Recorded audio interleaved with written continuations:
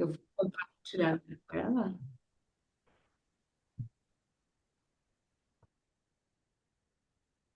Pronto, gente, está gravando então.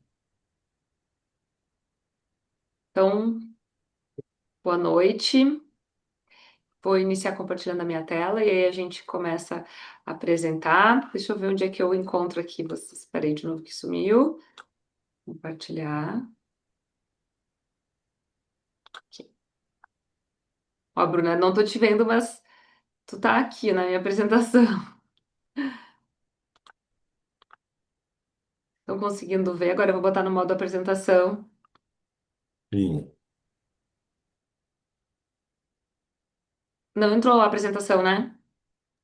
Não, não está em modo apresentação ainda não. Não tá me permitindo colocar modo apresentação ali. Peraí, vamos tentar de novo.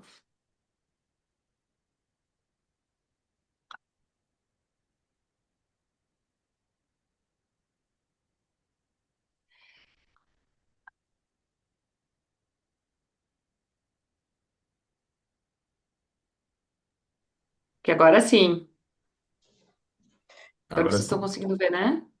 Sim. Tá. Sim, Então, boa noite.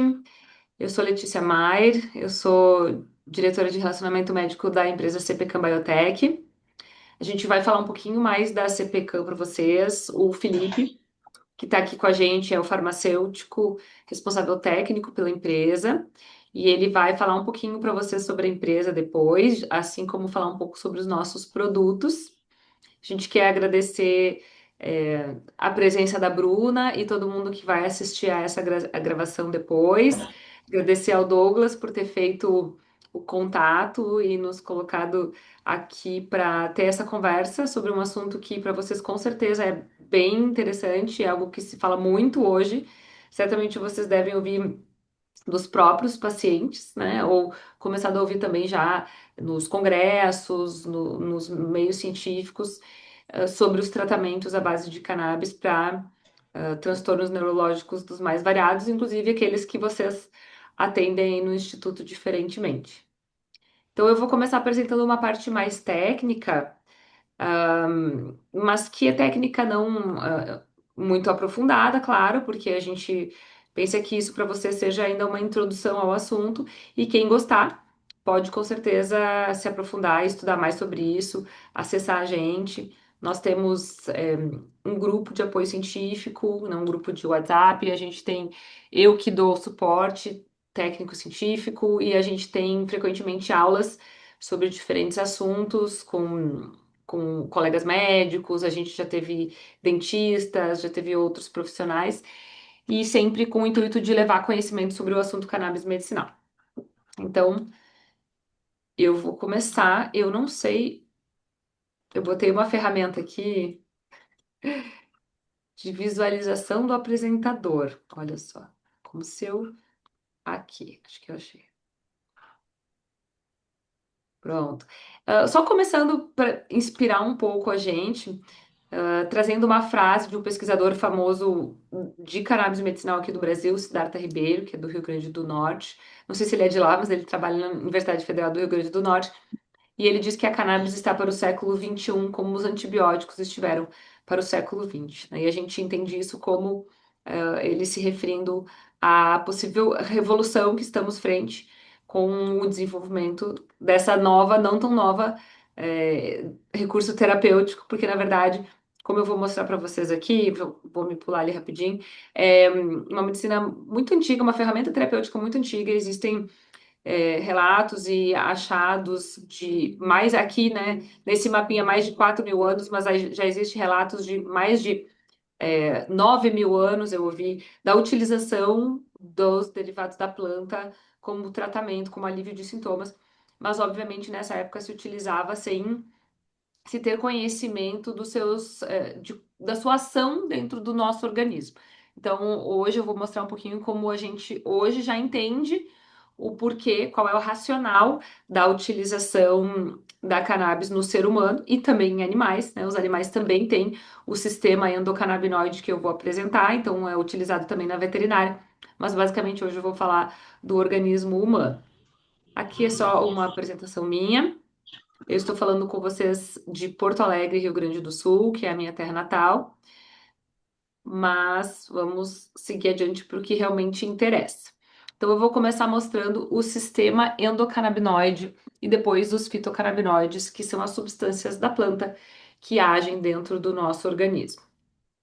O sistema endocannabinoide, ele é um sistema que ele não é como os outros sistemas que tenham órgãos, né? Nós não temos órgãos do sistema endocannabinoide, ele é um sistema microscópico e difuso, ou seja, ele está presente em todas as células do nosso corpo. Na membrana celular, nós temos componentes do sistema endocannabinoide. Ele é um sistema microscópico e ele não consegue, não pode ser identificado atualmente por exames de imagem, por exemplo.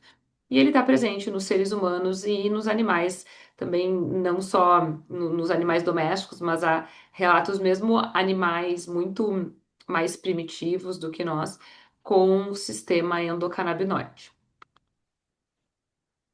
Opa. O sistema endocannabinoide é basicamente um sistema de sinalização bioquímica que tem o objetivo de manter a homeostase. Quem é da área da saúde sabe que a homeostase é um conceito que diz respeito ao equilíbrio do organismo. E a homeostase é importante para que os nossos sistemas funcionem de maneira adequada e compatível com a vida. Então, a gente diz que o sistema endocannabinoide é, age como um regulador, um modulador, com o intuito de manter a homeostase, que é a nossa capacidade de nos mantermos estáveis mesmo com as variações do ambiente.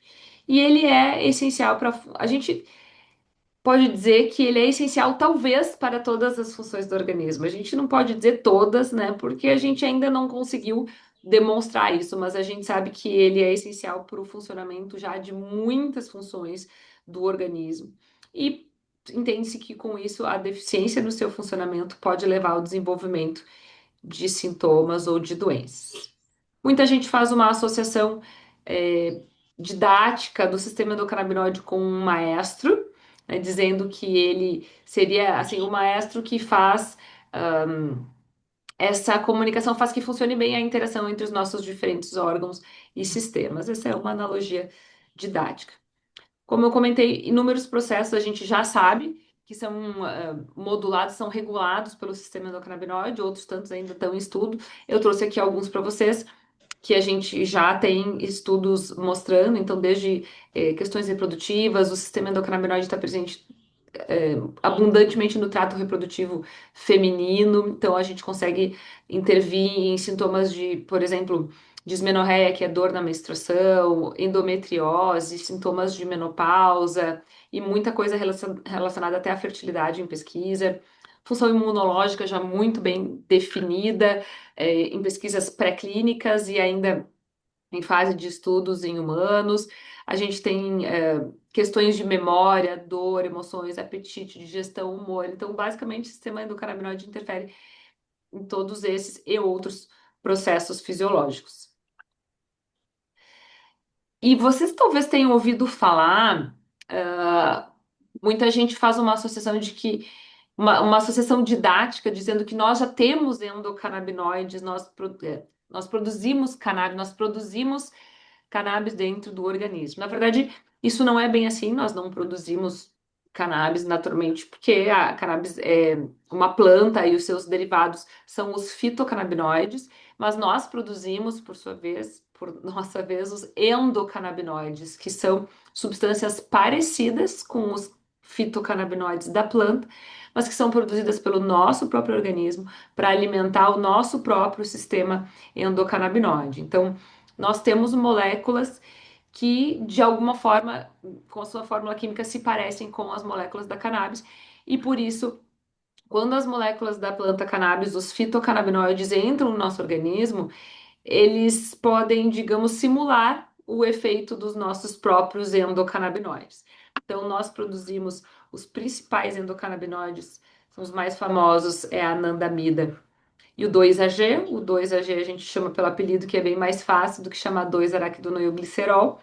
E essas moléculas vão se ligar aos receptores canabinoides do nosso organismo, da mesma maneira ou de maneira semelhante que os fitocannabinoides que vêm da planta. Então, as substâncias da planta que têm potencial terapêutico de interesse para o ser humano são principalmente os fitocannabinoides.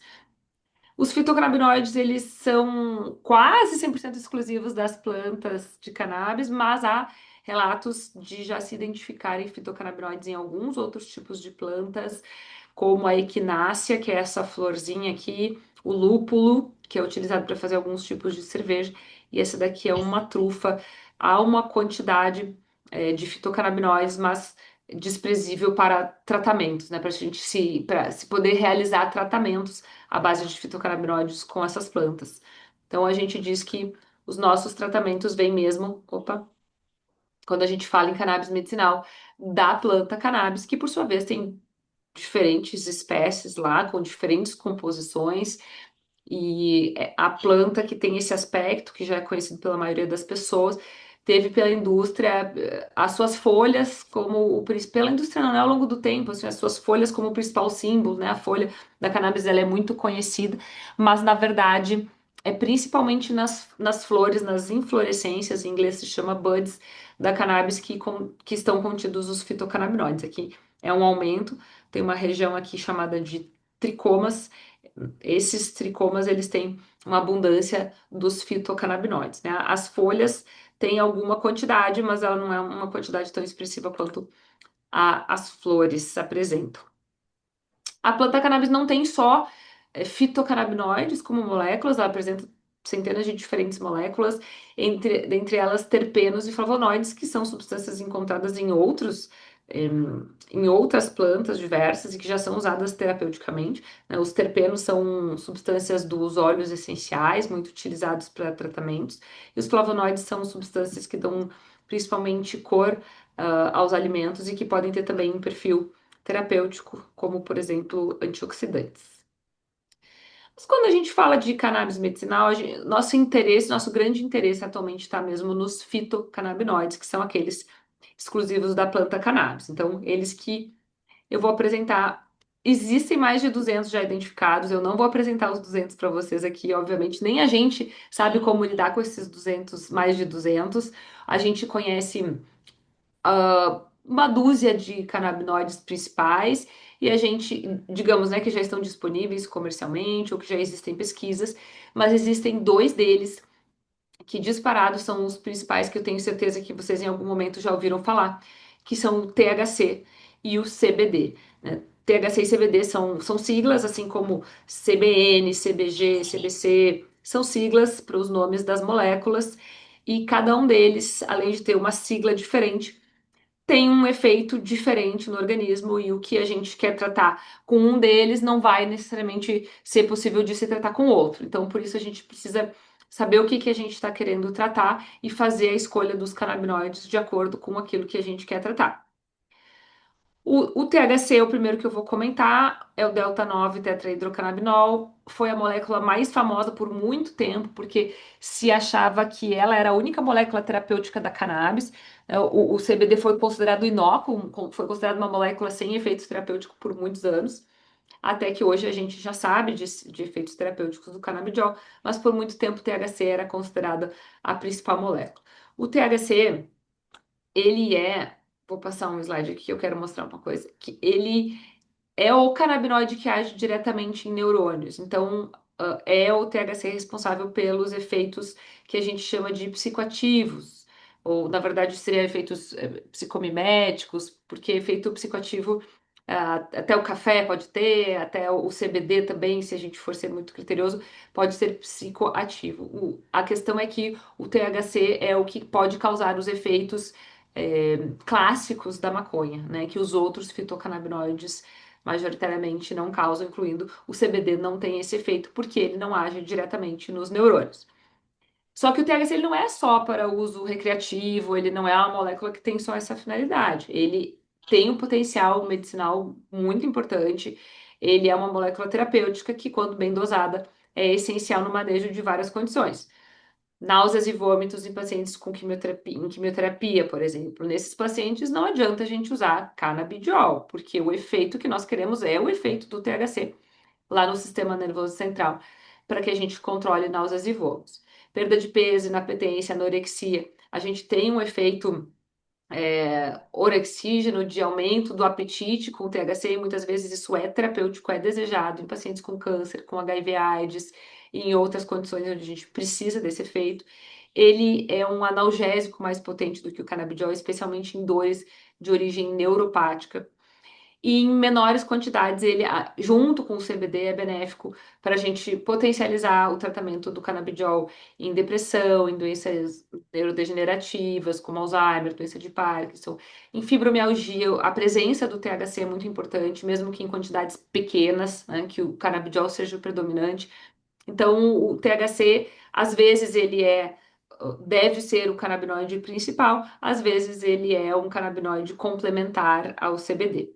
O que a gente tem que saber é que ele é mais restrito, sim, né? Tanto em alguns países ele tem restrições por causa da regulamentação do país. No Brasil, a gente pode prescrever THC, né? Ele está presente nos medicamentos importados, ele não está presente ainda nos medicamentos da farmácia. Ele está, na verdade, só nessa modalidade aqui que é somado em pequenas quantidades ao CBD, mas a gente não tem na farmácia aí medicamentos com THC mais alto. O canabidiol, então, que foi considerado inócuo por muito tempo, sem potencial terapêutico, ele hoje é o queridinho da vez, porque o canabidiol é uma molécula multi-target, multi-alvos. É, significa que ele interage com diversos sistemas de receptores e neurotransmissores do nosso organismo, não só com o sistema endocannabinoide. O CBD, ele tem uma promiscuidade farmacológica e ele consegue, então, através disso, ser um potencial tratamento para diversas coisas diferentes. Então, ao mesmo tempo que a gente pode ter uma molécula que tem efeito anti-inflamatório, ele também pode ser anticonvulsivante. Os mecanismos não são os mesmos. A gente tem um potencial ansiolítico muito importante, já tem várias pesquisas de CBD para ansiedade. Ele tem um potencial antipsicótico, também tem pesquisas muito pequenas e com altas doses, mas a gente sabe que a molécula pode ter esse potencial. Ele tem pesquisas mostrando o seu efeito em sono, um seu efeito analgésico, principalmente em condições que tem inflamação envolvida. Ele tem efeito neuroprotetor em pesquisas pré-clínicas. E ele age em sistemas de receptores que não são só endocannabinoides, como eu comentei, serotoninérgicos, dopaminérgicos, opioides. Então, ele pode ajudar no, por exemplo, o tratamento poupador de opioides em pacientes em uso de morfina e outros medicamentos opioides.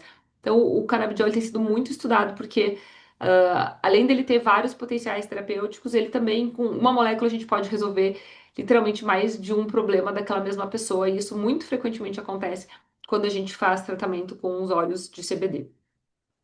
O paciente nos procura, por exemplo, para tratar uma dor e ele melhora da sua dor, mas também melhora do sono e fica menos ansioso. E isso é um benefício muito grande.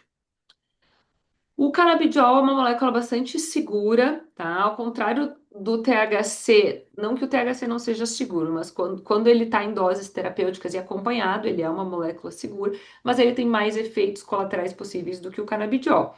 Já o canabidiol é uma molécula que tem poucos efeitos colaterais, a gente chama de efeitos adversos, mas ele tem mais interações medicamentosas. Então a gente tem que estar atento ao paciente que vai iniciar canabidiol, se ele usa anticonvulsivantes, né? Os pacientes com transtorno do espectro do autismo às vezes utilizam anticonvulsivantes associados, a gente precisa conhecê-los para acompanhar essas interações medicamentosas.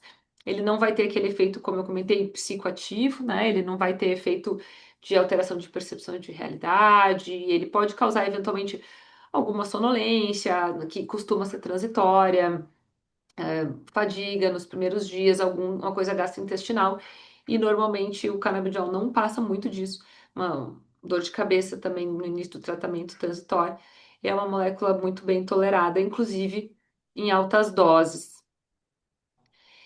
O que eu gosto de fazer é uma associação, eu fiz esse slide didático para explicar assim. A gente às vezes fala de cannabis e fala de canabidiol como se fosse tudo a mesma coisa.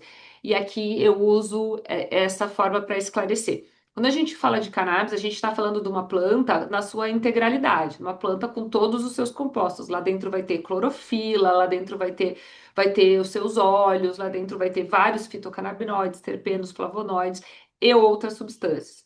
Como se a gente estivesse falando de uma laranja. A laranja com a frutose, com as fibras, com a água, com tudo que está contido lá dentro, e como, por exemplo, a vitamina C. Quando eu falo de canabidiol, eu estou falando de uma das moléculas da planta cannabis, né? Então a gente não pode dizer que canabidiol seja sinônimo de cannabis. O canabidiol é um composto que, inclusive, pode ser extraído da planta, assim como a vitamina C pode ser extraída da laranja e comercializado somente como canabidiol, né? Pegar o canabidiol lá da planta, isolá-lo e colocar dentro de um frasco de óleo, né? Um óleo medicinal, ali um óleo, por exemplo, triglicérido de cadeia média, e aí a gente tem um medicamento de canabidiol puro, como se a gente tivesse ali um comprimido, um óleo de vitamina C exclusivamente. Mas a gente sabe que outros compostos da laranja também podem ser benéficos. E tem gente que prefere muito mais do que tomar uma vitamina C industrializada, e pura, comer as frutas que apresentem vitamina C, porque considera que ali as fibras e outras substâncias lá dentro também podem ser benéficas. Da mesma maneira, a gente pode pensar na planta cannabis como sendo uma planta que tem um benefício de ser consumida na sua integralidade. Claro, quando a gente controla o tipo de planta, o que que a gente tem de compostos ali dentro. Hoje, com a indústria, com a tecnologia, a gente já consegue saber quanto de CBD, quanto de THC, quanto de outros canabinoides que a gente tem na planta e escolher o que for mais adequado para o nosso paciente. E aí eu vou entrar aqui numa parte de eu vou falar um pouquinho sobre as indicações terapêuticas. Aqui a qualidade ficou meio ruim.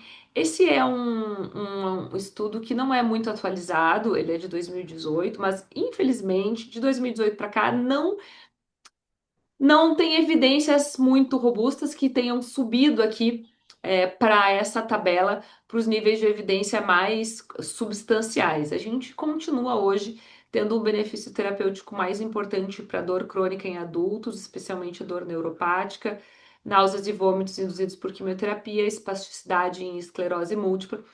E o que foi talvez assim a gota d'água para a difusão do canabidiol como molécula terapêutica, as síndromes epiléticas de epilepsias refratárias, onde que levaram até a produção de um canabidiol isolado que em muitos países e comercialmente está nas farmácias, não está no Brasil, que é o Epidiolex. E aí a partir daí começou a se estudar o canabidiol cada vez mais. A gente tem também evidências moderadas para diversas outras condições, transtornos de sono, fibromialgia, dor crônica e esclerose múltipla também tem alguns estudos que não são tão concludentes, que são mais fracos. A gente tem aqui o glaucoma, mas ainda não como uma possibilidade terapêutica, tá? Esses estudos não motivaram ainda que a gente tenha um tratamento efetivamente para isso. A gente tem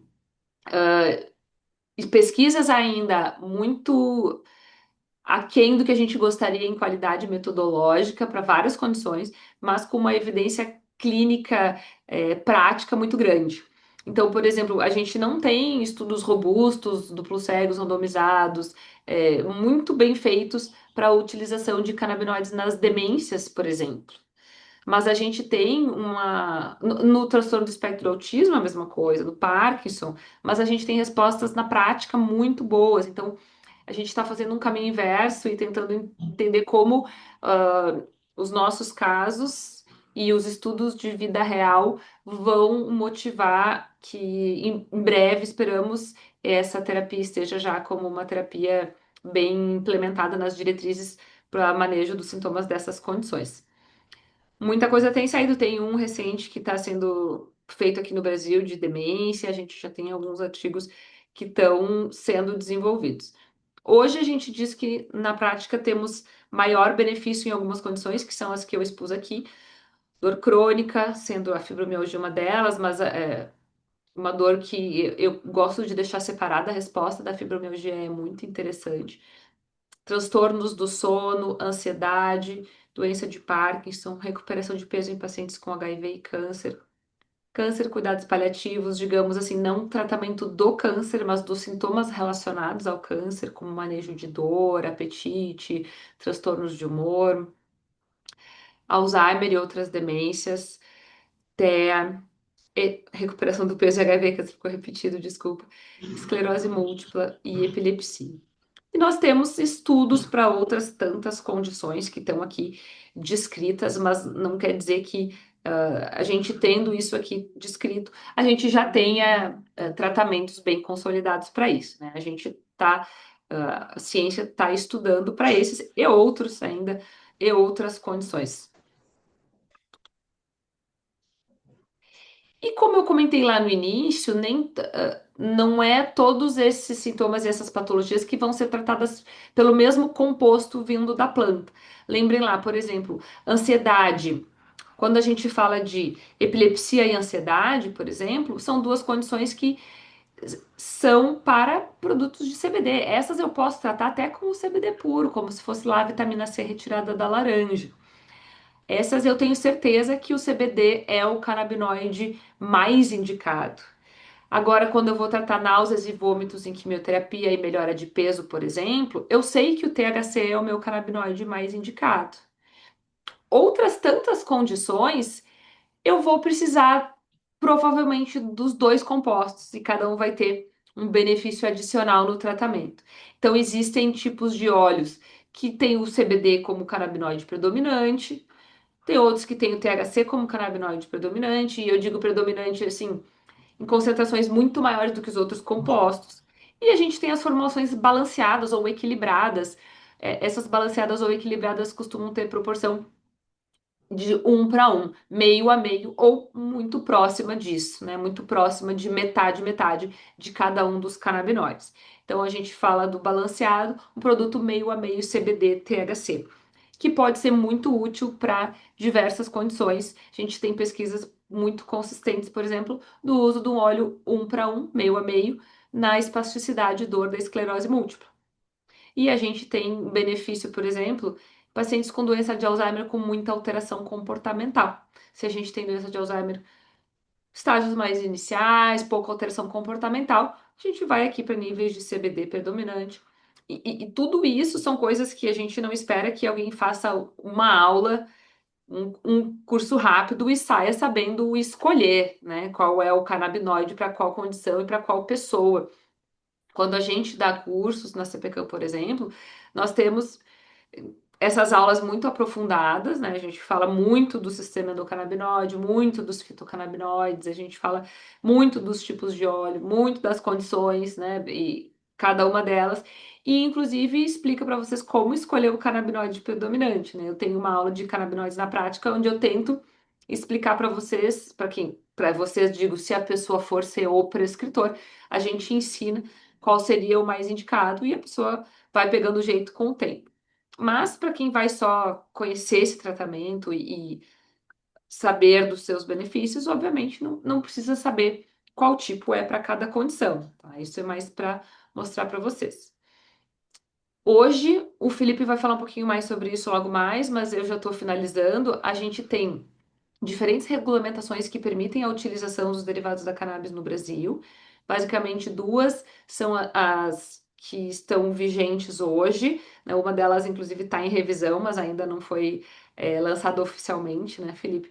Mas a Resolução 327 é que autoriza a venda em farmácias no Brasil. Aquela que eu falei para vocês que só tem os tipos sem THC ou com a concentração mínima, né? Ainda não entraram aí nenhuma marca com mais THC e a resolução que a gente chama de 660 ou 660, que permite aí qualquer tipo, a importação, tá, do país de origem direto para o paciente, mediante receita médica simples, sem a necessidade de laudos ou algum tipo de receita especial, aí permite a importação de qualquer tipo de canabinoide, qualquer tipo de composição ali naquele produto. Então, produtos com mais THC, mais CBD, com CBG, com CBN, adesivos, produtos tópicos, supositórios retais ou vaginais, spray orais. Então, fora do Brasil existem diversas formulações diferentes que ainda não tivemos acesso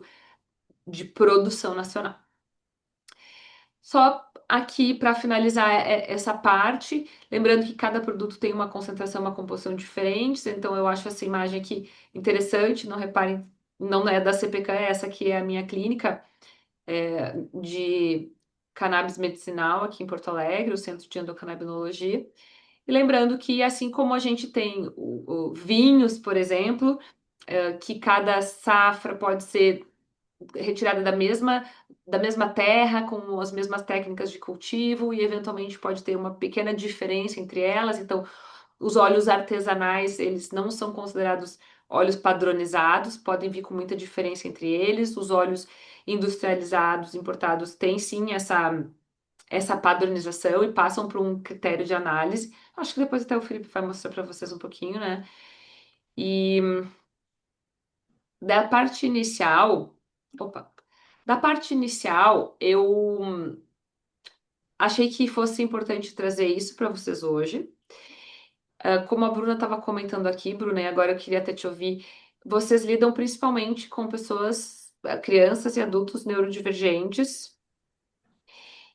Eu tenho, da parte que eu dou, quando eu dou cursos, eu pego um pouquinho mais nas condições médicas, e eu tenho um pouquinho de material sobre transtorno do espectro do autismo. Não sei se interessa que eu fale um pouquinho mais especificamente sobre. Ah, é interessante, assim, na verdade, Letícia, quando a gente acaba recebendo esses pacientes, a gente tem esses outros transbordos, né, de situações, como você trouxe a questão da ansiedade, então tem, às vezes, essa questão da hiperatividade, então, quando a gente fala do espectro autista, a gente tem todas essas alterações emocionais que muitas vezes são causadas a partir do cenário neurológico que esses indivíduos apresentam, né? Então, eu já tive paciente que trouxe a fala, né, que já faz uso, que teve benefícios significativos com essa utilização.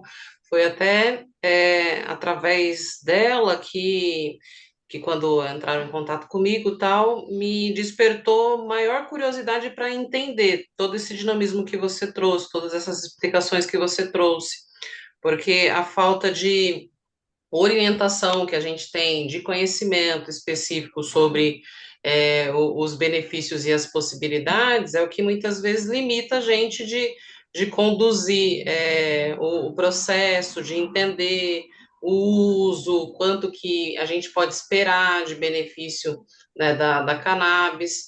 Então, Perfeito. eu vejo nesse sentido, assim. É, eu tenho recebido outros profissionais também de outras áreas com algumas demandas parecidas, profissionais da área da saúde, né? Por exemplo, aqui a gente teve um pessoal de um centro de atividade física que me chamou para fazer uma palestra também com dúvidas, porque a gente acha que talvez seja assim, tudo a mesma coisa. Uma pessoa disse que usou e não funcionou, mas será que ela usou o tipo certo? Depois eles, com essa explicação, entenderam que, dependendo dos sintomas da pessoa, ela pode precisar mais de uma coisa ou mais de outra. Inclusive, as pessoas que vocês trabalham, provavelmente tem pessoas muito agressivas, agitadas e que vão precisar de um perfil com um pouco mais de THC, outras que vão ficar muito bem com um CBD sem THC. A gente tem restrição de idade, então se tenta utilizar a menor quantidade de THC possível em pessoas, em crianças e adolescentes, pessoas antes da sua completa formação do sistema nervoso, mas em alguns casos a gente utiliza. Israel está muito avançado nesse sentido de fazer pesquisas e permitir a utilização, então lá eles utilizam quantidades baixas de THC mesmo em crianças e adolescentes. Então, eu acho que é legal vocês terem esse panorama de saber assim que existem vários compostos da mesma planta, eles tratam coisas diferentes, ou às vezes a mesma coisa pode ser tratada, coisas diferentes podem ser tratadas com o mesmo. A gente precisa fazer uma avaliação individual, o que serve para um não serve para o outro. A gente tem sim à disposição no Brasil vários tipos. né? Então, a gente tem como hoje prescrever no Brasil, legalmente e de maneira bem facilitada. A Anvisa dificultava bastante, dificultava não, né? Tinha desconhecimento sobre o assunto quando começaram as coisas lá em 2014, 2015. Era bastante burocrático o processo para fazer importação e ela veio ao longo dos anos facilitando. Então, hoje o processo de importação é muito facilitado, é bem tranquilo, precisa de uma prescrição. Hoje, as prescrições são feitas, Felipe, me ajuda se eu estiver errado, mas por médicos, cirurgiões dentistas, recentemente veterinários foram aprovados e acho que fisioterapeutas também, né? Isso, fisioterapeuta na 660 apenas, né? Na Pela importação, autorização isso, não da na importação. farmácia. E veterinário só pela nacional. Mas Isso. esses detalhes talvez vocês não precisem saber exatamente, mas assim, saber orientar que o paciente precisa ter um acompanhamento que tem que ser individualizado para ele, que ele vai ter que ter a orientação com relação ao melhor tipo de óleo, a consumir algo que tenha os controles de qualidade mínimos, porque tem muita coisa, inclusive que vem de fora, que não tem os controles mínimos, assim como os óleos artesanais. Os óleos artesanais não é que eles não tenham um papel, tem muitos pacientes até que vocês devem receber que fazem uso de óleo artesanal, só precisa de um cuidado extra caso ele venha a ser utilizado pelos pacientes. E eu vou trazer então um pouquinho aqui sobre o transtorno do espectro do autismo, e aí depois o Felipe complementa um pouquinho mais sobre a questão dos produtos. Doutora, Oi, a Isabela fez uma pergunta. Ela perguntou como que funciona. Peraí, eu não tô achando a pergunta aqui mais, gente. Mas era alguma coisa do Alzheimer. Como funciona num paciente idoso que tem Alzheimer? cadê aqui? Eu não tô vendo as. Eu, tô, eu não tô conseguindo ver o chat. Como funcionaria em uma idosa com Alzheimer? Essa é a pergunta que. Esse é o meu dia a dia. Na verdade, o que eu mais trato são pacientes com demência, né? Sendo que a principal delas é o Alzheimer. A gente precisa avaliar. Eu digo quando a gente precisa avaliar os sintomas predominantes naquela pessoa, naquele momento da doença. Eu costumo dizer que quando a gente vai tratar uma pessoa com demência com os canabinoides, a gente vai ter um duplo benefício. Um dos benefícios a gente não vai estar vendo, que é o efeito neuroprotetor. Isso em todas as doenças neurológicas, neurodegenerativas, a gente pode considerar que aconteça num segundo plano, que é o efeito neuroprotetor. Isso é um efeito que a gente não tem como medir, tá? Não existem estudos atualmente em humanos comprovando o efeito neuroprotetor, porque se não é impossível, é muito difícil de se fazer isso, mas em animais a gente tem vários estudos de neuroproteção. Então, eu costumo dizer que em segundo plano, a gente vai estar tendo processos de neuroproteção por diminuição de neurooxidação, neuroinflamação e vários outros, mas a gente vai estar vendo o benefício sintomático. E o benefício sintomático vai depender dos sintomas daquela pessoa, porque sendo uma síndrome heterogênea, a gente vai ter pessoas que vão ter um comportamento agressivo, perambulante, a gente vai ter é, pessoas que, por outro lado, vão ser apáticas, vão ser depressivas, e então a gente vai ter que entender o que que a gente precisa tratar nesse paciente. O que que a gente consegue tratar, principalmente sintomas comportamentais, tá? Então a gente diz que nós tratamos os sintomas comportamentais das demências. Humor e sintomas comportamentais, transtornos de sono, dores. A memória, propriamente dita, aquela síndrome amnésica clássica do Alzheimer, por exemplo, a gente não costuma melhorar. Então o paciente vai continuar esquecendo o que que ele comeu na hora do almoço, de maneira geral, mas ele pode colaborar melhor com o seu cuidado, aceitar mais sair de casa, melhorar da depressão, ficar mais proativo, mais comunicativo, e aí tudo vai depender do que ele apresenta, né? Então a gente vai mais ou menos a médio prazo avaliando os sintomas e comparando com o basal, digo, quando ele começou o tratamento, com o que ele vem tendo de ganhos. Minha experiência prática é muito, muito boa, né? Claro que algumas pessoas tem algum efeito indesejado que não permite a continuidade do tratamento, que é difícil, mas pode acontecer, ou algumas pessoas não veem um benefício consistente, aí a gente, como todo outro tratamento, pode suspender, né? Mas a grande maioria dos pacientes com demência tem benefício e as famílias optam por manter o tratamento. Beleza? Acho que qualquer coisa pergunta, tá? E vocês me traduzem, porque eu não tô vendo aqui o chat, eu só tô vendo as carinhas de quem tá aí com a câmera aberta. No, no TEA, assim, né, nas pessoas com transtorno do espectro do autismo, já foram feitas pesquisas interessantes. Eles identificaram, por exemplo, um nível diminuído sérico, né, em circulação no sangue, de anandamida.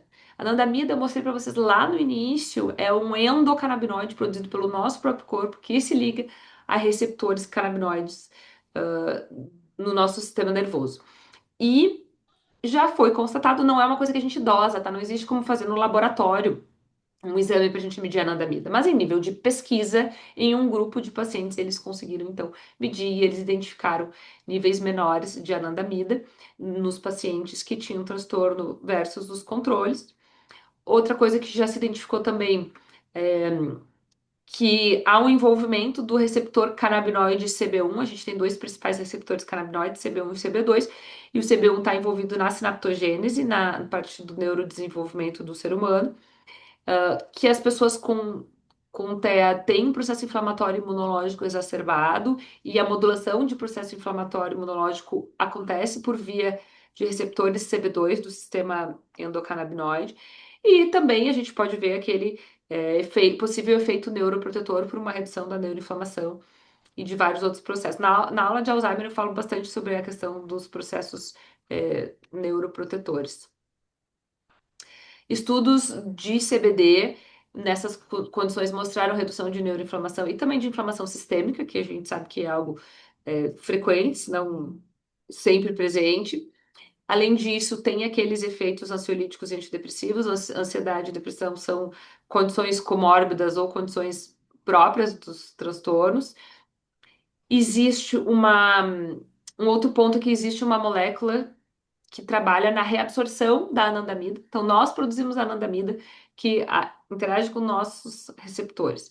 E existe uma molécula, que é a Fa, isso é a sigla, tá, a abreviação dela, que vai lá e faz a recaptação da anandamida. Assim como a gente tem a serotonina e as moléculas que absorvem a serotonina, que fazem sua recaptação, e os principais fármacos que a gente tem hoje antidepressivos são inibidores da recaptação da serotonina, a gente descobriu que o CBD inibe a recaptação da Fá. E a Fá é a que degrada a anandamida. Então, se a gente inibe o que degrada, a gente aumenta, né? Por aquele processo mesmo, digamos assim, dos inibidores de recaptação da serotonina, que são os antidepressivos. Então, a gente teria um aumento indireto da anandamida no nosso organismo, e isso é positivo. E além de outros efeitos também, alguns indivíduos têm convulsões, né, epilepsia, como uma condição também comórbida, os transtornos neurológicos. E a presença do CBD também parece diminuir o efeito psicoativo do THC nos casos em que o THC está presente no tratamento, que não é tão. Uma quantidade grande de THC não é tão comum, tá, nesses pacientes. A gente utiliza o CBD como predominante. Aqui a gente tem utilização de óleo, um óleo de CBD para THC, isso aqui é a proporção, tá? De 20 partes de CBD para uma de THC, então a gente chama um óleo 20 para 1, CBD THC. As pessoas usaram por 66 dias, a dose média foi de 30 miligramas de CBD e 7, né? Respeitando essa proporção. Os efeitos adversos foram leves, ou seja, efeitos colaterais poucos, não uma boa tolerância ao tratamento. E os participantes apresentaram melhora de sono, de hiperatividade, automutilação e ataques de raiva e de ansiedade. Então, uma porcentagem bem importante dos pacientes apresentando essas melhoras. Aqui a gente tem uma análise retrospectiva com 20 pacientes tratados com óleo full spectrum. Óleo full spectrum é também esse tipo de óleo aqui, ó. Esse óleo 20 para 1 é um óleo full spectrum. Eu não pormenorizei essas definições de termos, de tipos de óleo, talvez o Felipe vá falar depois, mas só para vocês saberem, um óleo com CBD predominante e baixa dose de THC. E eles individualizaram doses, tá? Porque uma das coisas que a gente tem dificuldade de pesquisar cannabis é que cada pessoa vai melhorar com uma dose diferente. Isso acontece em pacientes com Alzheimer, com Parkinson, com ansiedade, com tudo. A gente vê respostas diferentes em pessoas com ansiedade, por exemplo, com 40 miligramas de canabidiol e pessoas que precisam de 150, 200, dependendo do tipo de óleo que a gente vai usar, dependendo da resposta da pessoa. As doses são muito diferentes. E eles fizeram aqui com esse estudo, na verdade. Ah, esse estudo aqui, na verdade, levou a eles criarem um protocolo como se fosse um fluxograma, que eu vou mostrar aqui para individualizar o tratamento. Já que a gente tem uma dificuldade de padronização de doses, eles sugeriram uma forma da gente individualizar as doses. Então, eles sugerem que se inicie com doses em torno de 25, 50 miligramas por dia, e isso aqui, né, quem não prescreve não precisa saber, mas isso é um bom guia para quem trabalha com a prescrição de cannabis. É, e poucas condições têm esse tipo de estudo que fala em doses. A gente dificilmente tem estudos que surgiram doses, né? E na questão do transtorno do espectro do autismo foi uma coisa bem interessante que eu considero eles terem feito um estudo falando de doses. A gente tem o estudo de 2022, que é uma revisão sistemática de estudos que investigaram os efeitos clínicos do uso de canabinoides no transtorno. Conseguiram colocar 9 estudos e alguns mostraram que os produtos de cannabis reduziram o número e ou intensidade de sintomas de hiperatividade, automutilação, raiva, sono, ansiedade, inquietação, agitação, irritabilidade, agressividade, perseverança e depressão. Como eu falei, a gente tem muita dificuldade de colocar estudos em revisões sistemáticas por uma heterogeneidade e uma baixa qualidade metodológica, muitas vezes, porque a gente tem dificuldades de padronização de produtos e dificuldades de padronização de doses. E dificuldades de estudar, né? Vocês devem já ter ouvido falar que é muito burocrático. Agora no Brasil está se começando a conseguir pesquisar melhor, mas sempre foi muito difícil fazer pesquisa de cannabis. E acredito que em breve esses números aqui já vão ser bem maiores. Encontraram melhora também na cognição, sensibilidade sensorial, atenção, interação social e linguagem.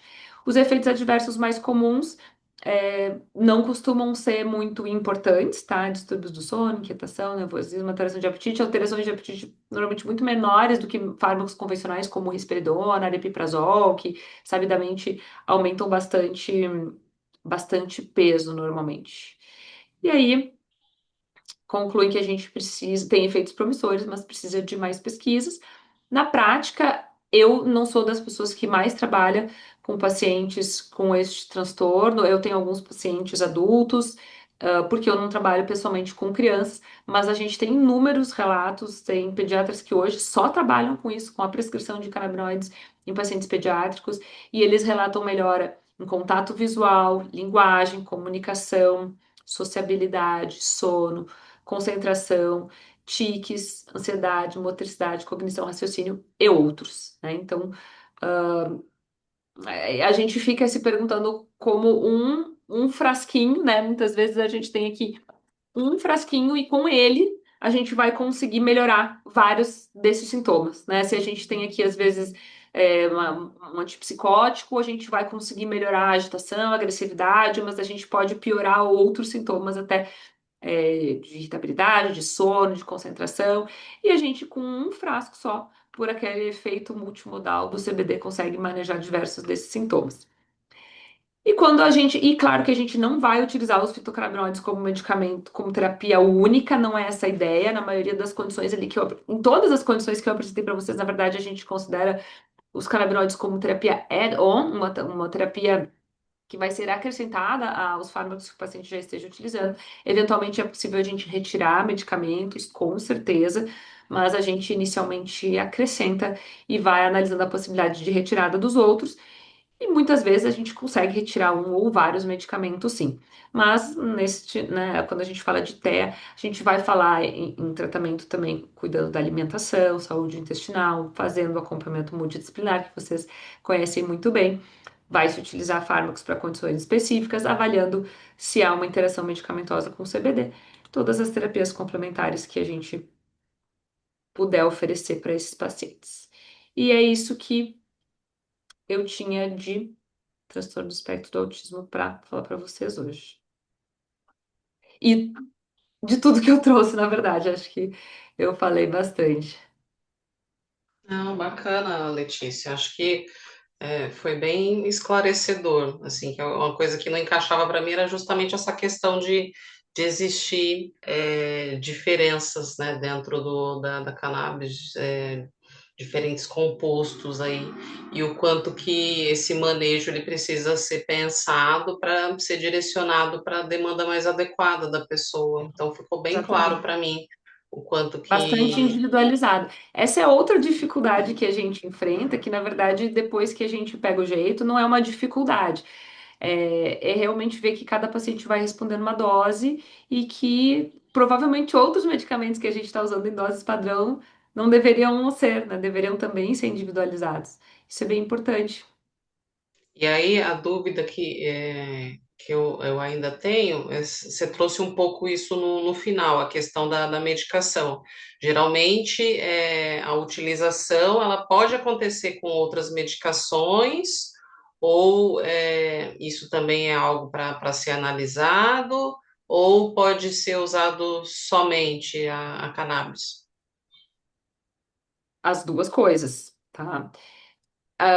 Hoje a gente tem a maioria das pesquisas do que a gente tem de indicações um pouco mais formais diz que são terapias complementares, tá? Inclusive para a Anvisa, a gente deveria utilizar não como tratamentos de primeira linha, os fitocannabinoides, mas como terapias complementares, adjuvantes, adicionais aos tratamentos que a pessoa já faz. Na prática, a gente vê pessoas que utilizam só o canabidiol, só o CBD e THC e tem melhora dos sintomas, principalmente pacientes que têm intolerância, tá, aos outros medicamentos, a gente pode acabar utilizando só os fitocannabinoides. Então, efeitos adversos que ou são muito importantes ou levam ao abandono do tratamento. A gente frequentemente utiliza o canabidiol como fármaco único ou até como primeiro, se a pessoa vem e tem essa ideia, né, de utilizar algo, as pessoas trazem muito assim, ó, algo mais natural, né, antes de passar para os fármacos convencionais. Na verdade, o profissional tem que ter a autonomia de dizer para o paciente se ele considera que aquilo é adequado ou não, né? Não é exatamente o paciente que vai escolher usar um ou outro. Essa é uma definição que vai ser feita pelo médico. Se o médico considerar que ele pode usar só aquele tratamento com canabidiol, se ele precisa usar terapia combinada, se o que ele já usa vai sair ou não, mas a possibilidade de usar junto, sim, ela existe. Existem algumas interações que normalmente não são proibitivas, elas são de atenção.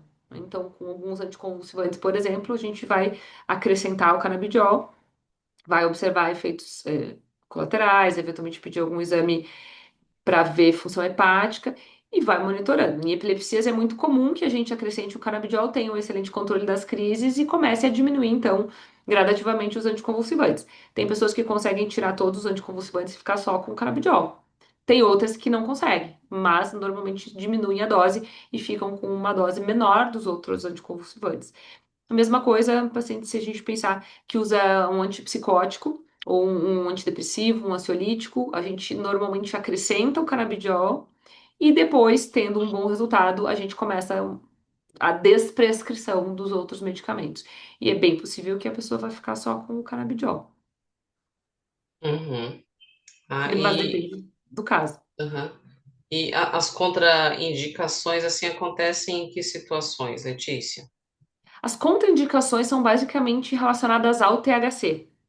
Então, os medicamentos que não têm THC ou que têm um THC mínimo, eles praticamente não têm contraindicações, eles têm mais as interações medicamentosas que podem vir a ser proibitivas. Mas as contraindicações ao THC são crianças e adolescentes, tá? Então, a gente evita antes ali da fase de total neurodesenvolvimento, que na verdade, pode acontecer um prejuízo da utilização do THC em altas doses por longo prazo. Isso foi demonstrado quando se estudava pessoas que consumiam cannabis recreativo, né? Que fumavam cannabis. Então, a gente, por esse risco apresentado em pesquisas, apesar de não terem sido pesquisas com uso medicinal, a gente extrapola, né? E solicita que se evite utilizar o THC mais do que na concentração mínima. Acho que o Felipe vai falar para vocês, existe uma concentração padrão que é 0,3%, menos do que 0,3% de THC. Então, as formulações com menos do que 0,3% de THC são seguras virtualmente em todas as idades. As concentrações com maior, as formulações com mais concentração de THC, a gente vai contraindicar para crianças e adolescentes. Então, por exemplo, o óleo balanceado, meio a meio, aquele óleo com metade metade, a gente não vai utilizar. Eu não vou dizer 100% dos casos, tá? Eu vou dizer quando que a gente pode utilizar, mas 99% a gente vai sugerir que se evite em pessoas, em crianças e adolescentes. Quando que a gente pode pensar em utilizar mais THC, como por exemplo um óleo balanceado? Quando a gente tem um risco muito grande de auto e heteroagressão, pacientes de difícil manejo, aqueles pacientes bastante incontroláveis, a gente pode mesmo mesmo antes ali da vida adulta pensar em usar mais THC. E assim que possível a gente suspende a concentração alta de THC e passa então a utilizar o CBD predominante. Essa é uma das questões principais quando a gente fala nos pacientes de vocês. Outras contraindicações seriam pacientes com cardiopatias instáveis, principalmente arritmias, insuficiência cardíaca, doença arterial coronariana, que são coisas infinitamente mais frequentes em adultos e idosos. Em psicose, em síndromes psicóticas, a gente vai evitar THC também, então, esquizofrenia, né, histórico pessoal ou familiar de esquizofrenia e histórico de, por exemplo, depressão com sintomas psicóticos, porque o THC é uma molécula que pode vir a propiciar um surto, digamos, nas pessoas predispostas. Então, se a gente conhece esse histórico, a gente também não vai usar alto THC. Pneumopatias, gestantes e lactantes a gente vai contraindicar qualquer tipo de formulação, mesmo o CBD, por mais que ele possivelmente seja seguro, a gente não tem pesquisas. A gente vai contraindicar, eu acho que seriam essas as contraindicações principais de qualquer maneira nem todas elas são contraindicações absolutas. Um paciente que tem uma doença coronariana, por exemplo, que está totalmente estabilizado e eu consigo acompanhar de perto, eu até posso manejá-lo. Perfeito, obrigada. Também motoristas, né, doutora? Categoria Pessoas D. que vão ser isso, atletas, a gente não pode usar nada, atletas testados, né? Quem vai fazer as provas ou profissionais que passam por testagens também nos seus trabalhos, né? Motoristas e operadores de alguns tipos de máquinas que podem vir a ser testados.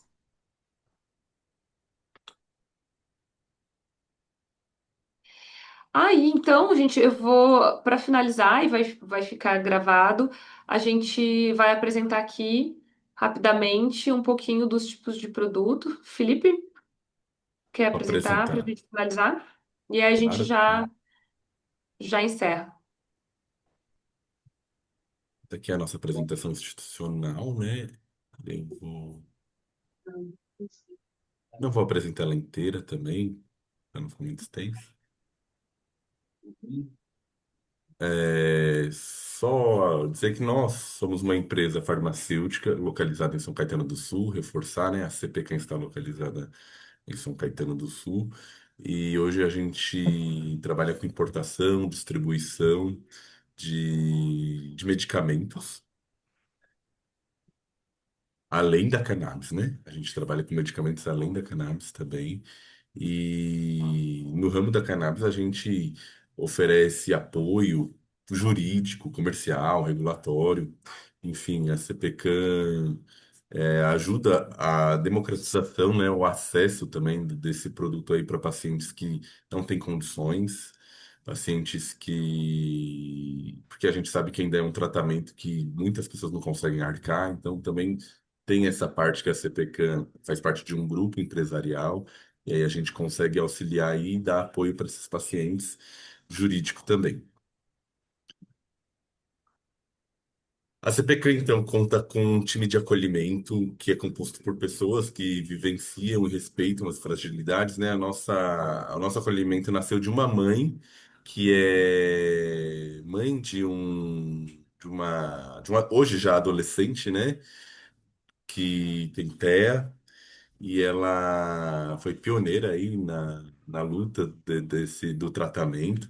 Então, ela passou bastante coisa legal pra gente. E nosso time de acolhimento conta com pessoas também que vivenciam isso, né?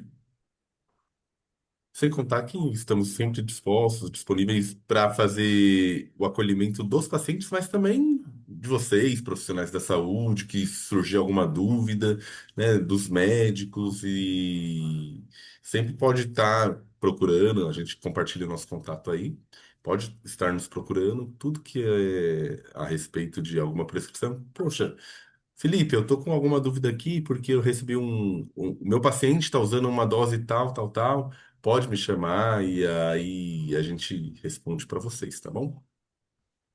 A CPK é uma empresa 100% aprovada pela Anvisa, então temos nossas autorizações de funcionamento, autorizações especiais, licenças sanitárias, né, os alvarás, tudo certo.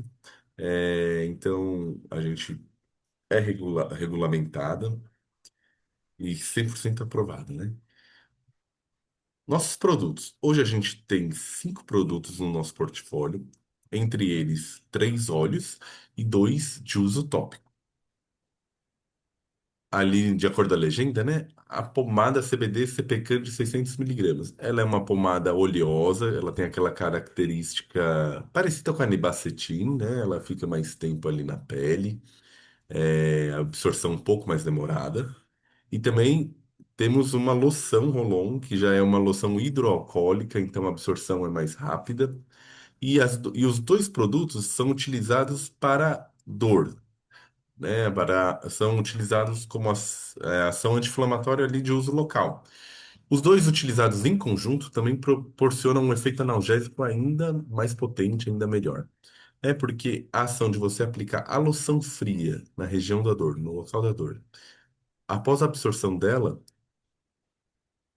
no momento que a gente aplica a loção, já vai ter aquele alívio da dor porque ela tem um mentol. Então ela vai proporcionar uma refrescância no local e aliviando a dor. Após a absorção, a gente aplica uma fina camada de pomada e ali, após aplicar essa pomada massageando o local, vai ativar o calor. E essa ação vai aumentar o fluxo sanguíneo, né, promovendo uma vasodilatação e melhorando ali ainda mais a dor local. Os óleos, temos o Broad Spectrum, 6.000 miligramas. Esse óleo é um óleo que contém toda a extração da planta, porém é retirado o THC. Então, nessa formulação, a gente tem 20% de canabidiol, mas ele não tem traços de THC nessa fórmula, é isento. Então, para pacientes que são sensíveis ao THC ou contraindicados ao THC, né, como a doutora disse anteriormente, não vai ter nessa fórmula. Esse óleo, Tem. Felipe, desculpa interrompendo rapidinho, essa versão que a gente chama Broad Spectrum, a gente não, né? É um nome, uma nomenclatura do universo da cannabis medicinal. Broad porque ele é amplo, porque ele não é o full spectrum, é o óleo padrão, que seria o suco da laranja, que eu comentei com vocês, integral, né? Mas como se eu, por exemplo, eu precisasse oferecer esse suco da laranja para uma pessoa que tem diabetes e a gente sabe que a frutose vai subir a glicose dela, então eu não quero a frutose. Então, por tecnologia, a gente vai lá e tira desse suco a frutose e consegue oferecer aquele suco de laranja com todos os seus benefícios, mas sem o que a gente não quer dentro. Então, o broad spectrum seria mais ou menos isso, aquele extrato da cannabis, que é o óleo full spectrum, mas com a remoção da molécula que a gente não quer. Então, essa versão não tem THC. Ela é muito utilizada em pacientes pediátricos e pacientes crianças e adolescentes. Sim. O próximo, né, o número 4 é o óleo CBD CPK Full Spectrum de 3.000 miligramas. Ele tem 10% de CBD na sua concentração e menos que 0,2 de THC. Ele é aquele da embalagem verde na foto. Assim como a doutora falou anteriormente, né, de concentração até 0,3, que é o permitido nas drogarias e tudo mais. Esse é o nosso óleo mais padrão, né, do que vocês vão encontrar. Ele tem uma concentração baixa de THC, dominante em CBD. Todos esses óleos têm 30 ml e todos eles têm 900 gotas por frasco. Um óleo desse, geralmente, se o paciente toma 10 gotas por dia, muitos pacientes não tomam essa quantidade de gotas, dura cerca de 90 dias, né? Então ele tem uma durabilidade boa, dura bastante tempo. E quando você às vezes pensa no valor dele de R$ 500, R$ 600 e divide para 3 meses, a gente até vê que não é tão custoso assim, não é tão caro assim. Também temos o óleo balanceado, que aí esse sim tem uma concentração um pouco mais alta de THC, porém ele também tem uma concentração mais baixa de CBD em relação aos outros óleos, fazendo com que seja um óleo balanceado, equilibrado. Tem um para um, a cada uma molécula de THC tem uma molécula de CBD nesse óleo. Nossos óleos possuem o selo GMP, que é um selo também de boas práticas de fabricação. Então, nossa empresa hoje, a gente trabalha pela modalidade da RDC 660 de 2020. Essa RDC permite a importação de produtos à base de cannabis para o Brasil, mediante alguns documentos. Primeiro, uma receita médica. Essa receita médica pode ser uma receita branca, simples, comum. É diferente das receitas da drogaria. Para comprar cannabis numa drogaria, você precisaria de uma receita azul ou amarela, dependendo da dose da concentração de THC. Então, precisamos de uma receita, de um documento pessoal do paciente, ou uma CNH, ou um RG, documento com foto. Se for um paciente menor de idade, precisa ali de um comprovante de vínculo da mãe, do pai ou do tutor ou do responsável legal, né? Precisa também do comprovante de endereço. O comprovante de endereço é para chegar um produto na sua casa, o fiscal da Anvisa vai fazer esse confronto, né? Então precisa do comprovante de endereço. E precisamos também de uma autorização Anvisa. A autorização Anvisa é um documento que a gente emite no próprio site do gov.br. É bem simples, a gente aqui também dá todo o suporte, todo o apoio, a gente tem um passo a passo para encaminhar os pacientes, mas também se de repente o paciente tem muita dificuldade em emitir essa autorização Anvisa, o nossa equipe de acolhimento consegue, ali através de uma procuração simples, fazer no próprio login. Então, a gente está atendendo um paciente que tem dificuldade com a internet, tecnologia. Eu vou mandar para ele uma procuração simples, ele me assina e me devolve. E aí, quando eu entrar no meu gov.br, eu vou preencher vou preencher o que está pedindo ali, o formulário, e vou colocar e vou subir essa procuração ali no sistema, dizendo que o paciente está me autorizando a fazer no meu perfil a autorização para ele. Então é bem simples, não tem erro. A autorização Anvisa, ela dura 2 anos, então eu tirei hoje, eu só vou precisar renovar daqui 2 anos. E a não ser que você mude o prescritor, mude alguma coisa, né? E aí precisa mudar a autorização também. A receita tem validade de 6 meses. O doutor me prescreveu 2 frascos. Eu quero comprar apenas um agora. Eu posso comprar outro depois? Durante 6 meses você pode. Após 6 meses, precisa de uma nova receita, uma nova consulta, né? O doutor me passou os 2 frascos. Eu comprei e quero comprar daqui 3 meses, dois de novo. Aí não pode. Precisa passar com o médico novamente para ele avaliar, né, o paciente. E também na fiscal, a fiscal da Anvisa, a fiscal do país de origem também vai ver, olha, com essa receita já foi liberada essa quantidade de frascos que o médico passou, então não é possível fazer a importação novamente. Então, é basicamente isso que eu tinha para falar, né? A gente é uma empresa séria, comprometida, a gente está comprometido com a qualidade. Então, para finalizar, só gostaria de dizer que todos os nossos produtos, eles passam por testes de analíticos ali para ver o teor da concentração de canabinoides que tem no produto, isso lote a lote, também para prevenir que tenha problemas com metais pesados, é, pesticidas, microbiológicos, né, problemas com micro-organismos. Então a gente é uma empresa séria, comprometida e fazemos todos os testes analíticos. Então, é isso que eu tinha para falar. Se vocês tiverem alguma dúvida, podem perguntar, estamos disponíveis. A aula vai ficar gravada, depois eu compartilho com o Douglas. O Douglas manda o link aí também para vocês. A gente sobe essa aula no YouTube e eu acredito que vai ser de grande recurso, né, para vocês, grande importância. Mas também qualquer dúvida fora disso, assistiu a aula, ficou com dúvida, pode nos chamar, que a gente está disponível para tirar essas eventuais dúvidas.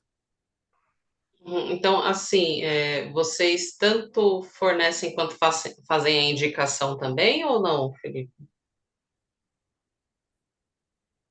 A Indicação indicação, eu não do entendi quê? não entendi a pergunta da indicação. Ah, né, se a pessoa ela quer fazer o uso, aí ela precisa da prescrição, né? Sim. Sim, sim, Aí nós ela temos pode procurar médicos. vocês diretamente ou precisa passar por algum outro profissional anterior? Ah, não, Vai pode. precisar passar por uma consulta, mas a gente pode direcionar de acordo com o que a pessoa for tratar. Mas, assim, isso de maneira geral, tá? Uma pessoa qualquer que queira fazer tratamento pode entrar em contato com a gente inicialmente, a gente direciona e depois a pessoa retorna para nós com a receita médica. Mas, quando a gente está falando da clínica de vocês especificamente, a gente pode montar uma estrutura muito individualizada de encaminhamento, de atendimento, né, disponibilizar uma estratégia que nós podemos fazer juntos para facilitar, né? Isso porque a gente está aqui conversando, mas se tu for se indicar para uma pessoa qualquer, digamos, com certeza, a gente tem esse fluxo de auxiliar a pessoa desde o início até acompanhar o tratamento dela.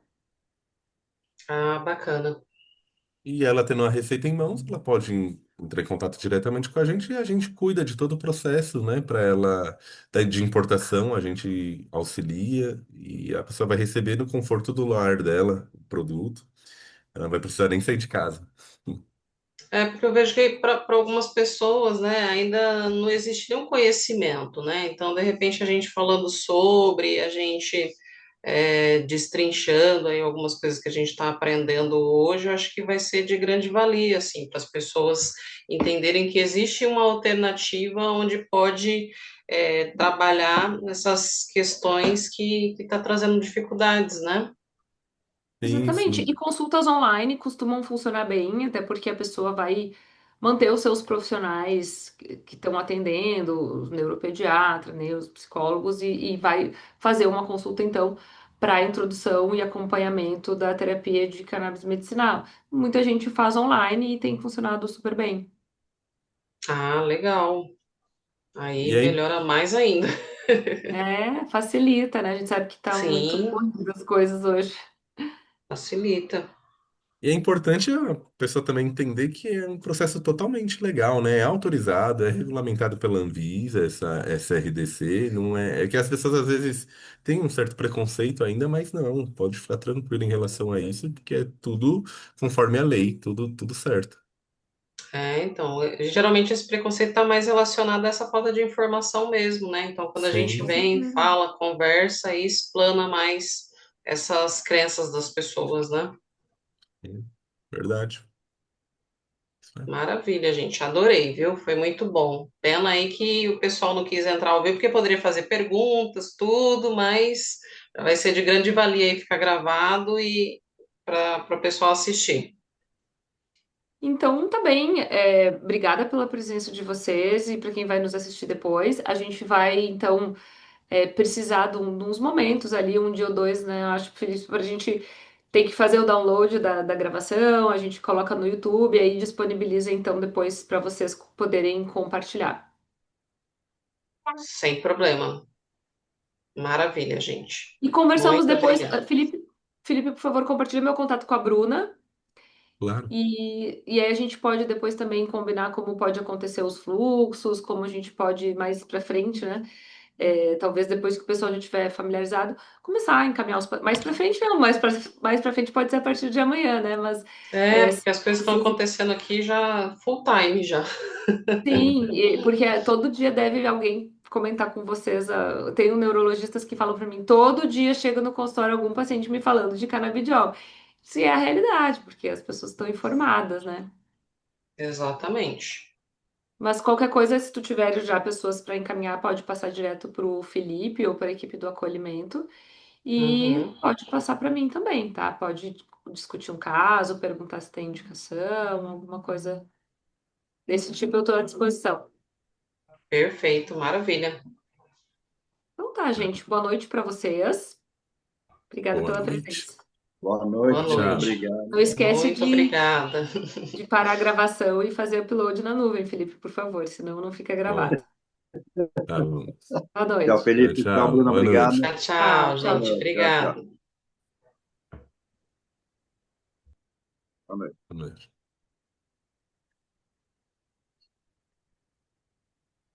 Falou, Felipe. Tchau, Douglas. Boa noite.